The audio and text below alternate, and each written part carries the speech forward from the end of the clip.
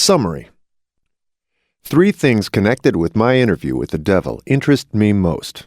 These 3 factors interest me because they have been the most important influences in my own life, a fact which any listener of my story can easily discern.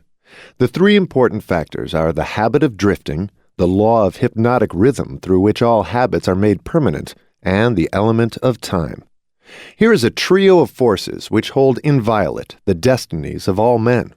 The 3 take on a new and more important meaning when they are grouped and studied as a combined force. It takes but little imagination and scarcely any understanding of natural laws for one to see that most of the difficulties in which people find themselves are of their own making. Moreover, difficulties seldom are the outgrowth of immediate circumstances. They are generally the climax of a series of circumstances which have been consolidated through the habit of drifting and with the aid of time. Most of the difficulties in which people find themselves are of their own making. Many people today have a victim mentality, which they use as an excuse to not take responsibility for their own lives. Samuel Insull did not lose his $4 billion industrial empire as the result of the Depression. He began losing it long before the Depression, when he became the victim of a group of women who flattered him into turning his talents from public utilities to grand opera. If ever a man in a high position in the financial world went down because of the power of drifting, hypnotic rhythm, and time, that man was Samuel Insull. I am writing from accurate knowledge of Mr. Insull and the cause of his troubles dating from the time that I served with him during the World War to the time of his ill-advised attempt to run away from himself. Samuel Insull moved from England to the United States in 1881 to become the private secretary of Thomas Edison and rose to become president of Chicago Edison Company in 1892. By 1907, he had taken control of Chicago's transit system. By 1912, he was operating several hundred power plants. He vigorously promoted the stock of his holding companies. When they collapsed in 1932, he fled to Europe. Extradited in 1934, he was tried 3 times for fraud, violation of bankruptcy laws, and embezzlement, but was acquitted each time. Hill gives us an inside look at the other reasons for his collapse and fall from grace. Today, you instantly know the name Edison, but probably do not recognize Insull. Henry Ford went through the same depression that swept Mr. Insull under, but Ford came out on top without a scratch. Do you want to know the reason? I'll tell you. Ford has the habit of not drifting on any subject. Time is Ford's friend, because he has formed the habit of using it in a positive, constructive manner with the aid of thoughts of his own making, woven into plans of his own creation. Take any circumstance you wish, measure it with reference to its relationship to the habit of drifting, hypnotic rhythm, and time, and you may ascertain accurately the cause of all success and all failure. Franklin D. Roosevelt went into office with a bang during his first term. He had but one major purpose in mind, and that was very definite. It was to stop the stampede of fear and start people to thinking and talking in terms of business recovery instead of business depression. In carrying out that purpose, there was no drifting. The forces of the entire nation were consolidated and moved as one to help carry out the president's definite purpose. For the first time in the history of America, the newspapers of all political leanings, the churches of all denominations, the people of all races and colors, and the political organizations of all brands united themselves into one stupendous power for the sole purpose of helping the president restore faith and normal business relationships in the country. In a conference held between the president and a group of emergency advisors a few days after he went into office, I asked him what was his major problem. He replied, "It is not a question of majors and minors. We have but one problem, and that is to stop fear and supplant it with faith." Before the end of his first year in office, the president had stopped fear and supplanted it by faith, and the nation was slowly but surely on the way out of the jungle of depression. By the end of his first term, mark well the element of lapse of time, the president had so effectively consolidated the forces of American business and private life that he had an entire nation in back of him, ready, willing, and enthusiastically desirous of following his lead, no matter which way he went. These are facts well known to everyone who reads newspapers or listens to the radio. Like all of us, Napoleon Hill lived in a political environment that affected everyone. We often think of ourselves as victims of the media or the political system or other outside forces. Hill is showing us how to rise above victimhood, another of the devil's tools, and take responsibility for all our choices. Then came another presidential election and the opportunity for the people to express their faith in their leader. They expressed it in a landslide without precedent in American politics, and the president went into office a second time with an almost unanimous electorate vote, with only 2 states meekly dissenting. Now observe how the wheel of life began to reverse itself and turn back in the other direction. The president changed his policy from definiteness of purpose to indefiniteness and drifting. His change of policy split the powerful labor group and turned more than half of it against him. It split the almost solid following he held in both houses of Congress, and more important than all this, it split the American people into pro- and anti-groups, with the result that about all the president had left of his original political assets was his $1 million smile and his ready handshake, obviously not enough to enable him to regain the power he once wielded in American life. Here, then, we have an excellent example of a man who skyrocketed to great power through definiteness of purpose and belly flop to the starting point by his habit of drifting. In both his rise and his fall can be seen clearly the operation of the principles of drifting and non-drifting reaching a climax through the power of hypnotic rhythm and time. Here, then, we have an excellent example of a man who skyrocketed to great power through definiteness of purpose and belly flopped to the starting point by his habit of drifting. Take a moment to think of other people, in the public eye or in your circle of influence, who achieved great success only to lose it later because of drifting.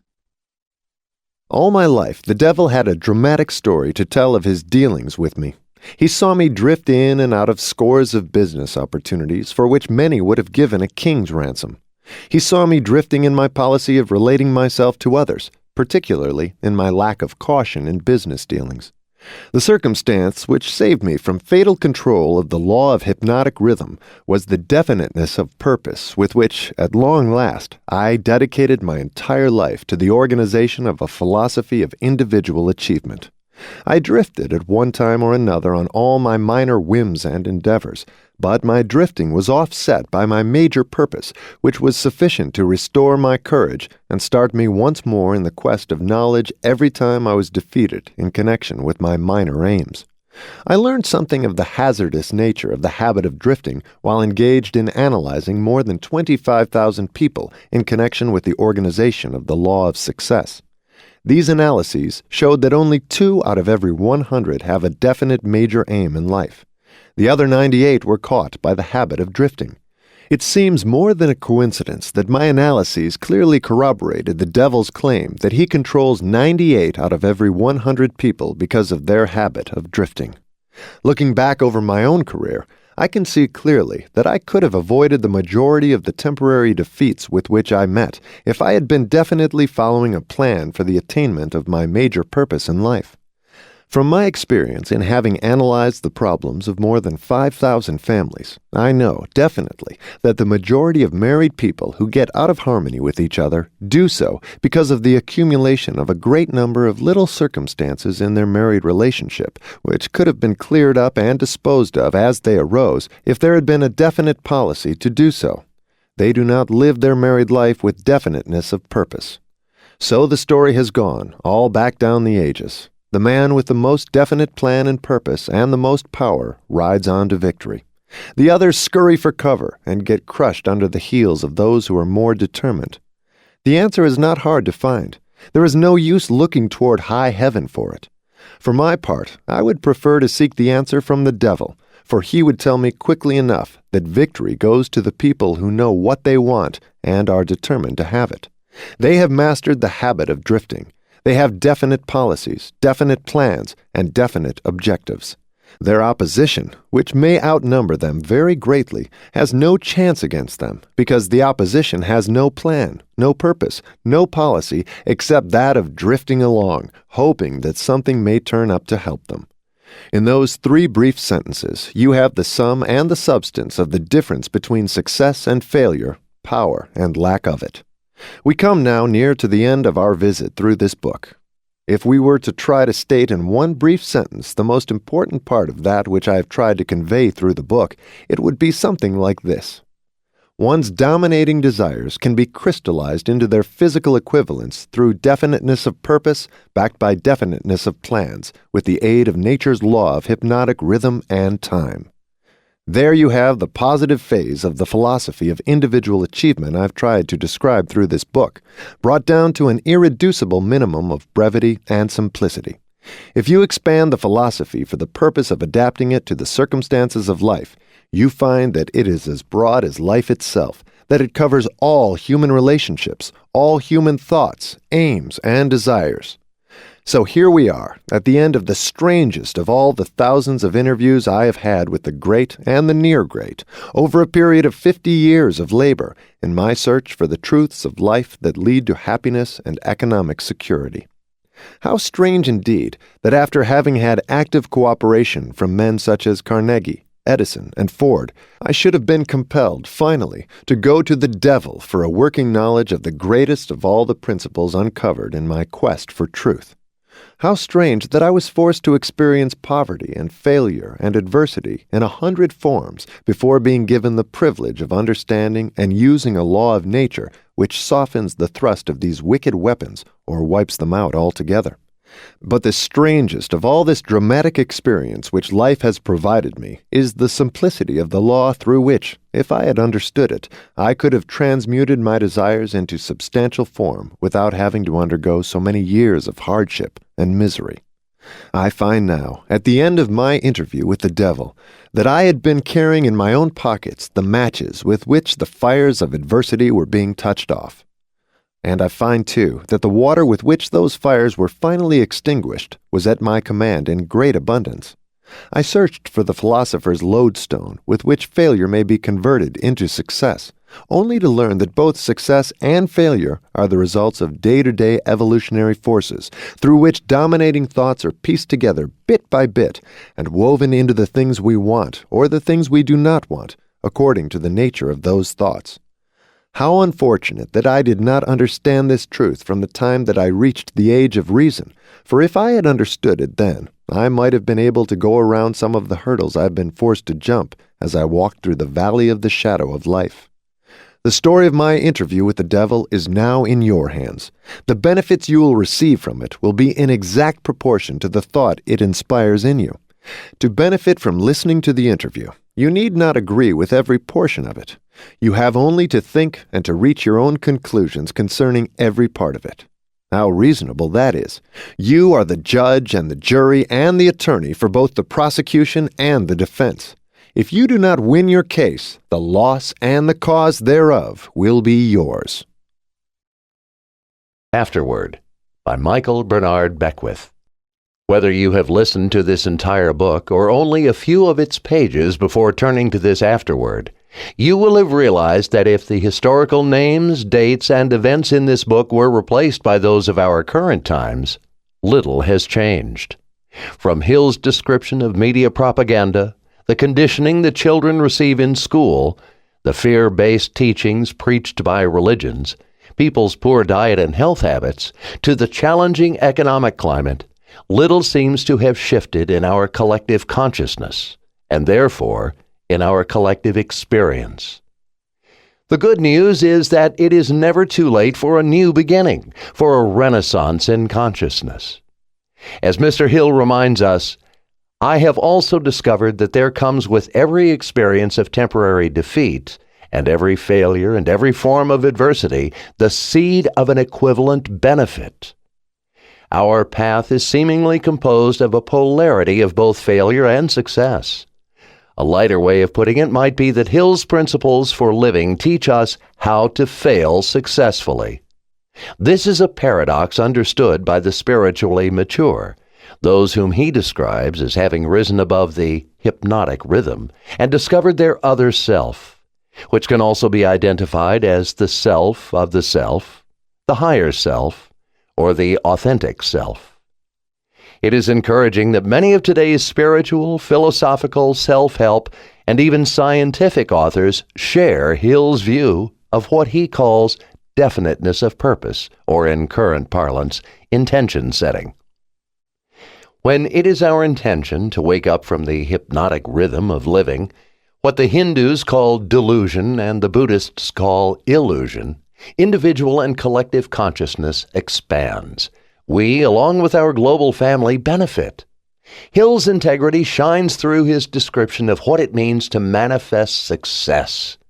In fact, he unhesitatingly announces that any man can avail himself of the benefits of his other self, as long as he is not steeped in greed. This spiritually dignified statement elevates success to a matter of consciousness.